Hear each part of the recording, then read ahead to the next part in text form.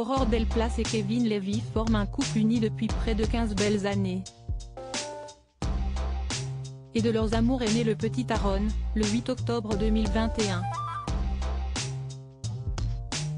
Mais avant de réaliser ce rêve, l'actrice d'Un si grand soleil, France 2, et celui de Demain nous appartient, TF1, ont connu des épreuves. Des drames sur lesquels ils sont revenus à l'occasion d'une interview. La belle blonde de 36 ans, qui incarne Johanna Lemer dans la fiction de France 2, et Kevin Levy ont pris la parole dans le podcast Les Rencontres de Julie.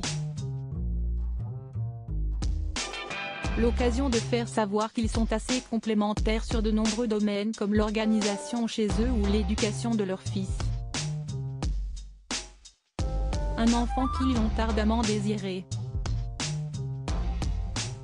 Mais avant de réaliser leur rêve, l'interprète de Bruno Paoletti et sa belle ont mené un long combat comme l'a rappelé la jeune maman. J'ai un petit peu galéré et puis Aaron est arrivé.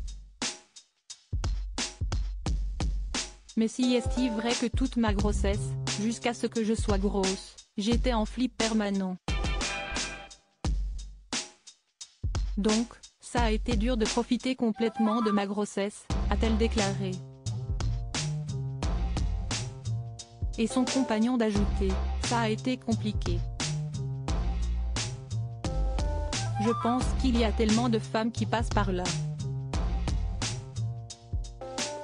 Aurore Delplace a ensuite regretté que ce sujet ne soit pas assez évoqué car on se sent seul, même si on ne l'est pas. J'aurais voulu entendre des témoignages de femmes pour savoir comment surmonter ça. Même une fausse couche à quelques semaines, on a beau dire, mais parfois on se projette, on a ce truc en nous a précisé l'ancienne candidate de The Voice, saison 2, en 2013. Et de rappeler que ce sont de vraies épreuves. Un combat déjà évoqué, ce n'est pas la première fois qu'Aurore Delplace évoque ce triste sujet en interview.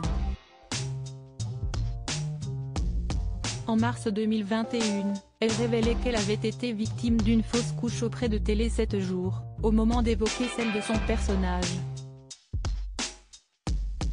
Le moment fort, pour moi, était celui de la fausse couche.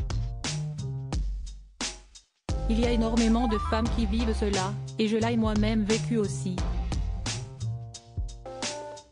Je trouve ça très bien d'en parler, j'aurais même aimé le développer un peu plus, déclarait-elle. Quelques mois plus tard, en octobre 2021, c'est auprès de Télépoche qu'elle s'est penchée sur son combat. Je l'ai tellement attendu ce petit bébé. Je suis tellement heureuse que je voudrais crier ce bonheur. Et d'autant plus que j'ai connu quelques soucis, un avortement, une grossesse extra-utérine, une fausse couche. Confiait-elle notamment.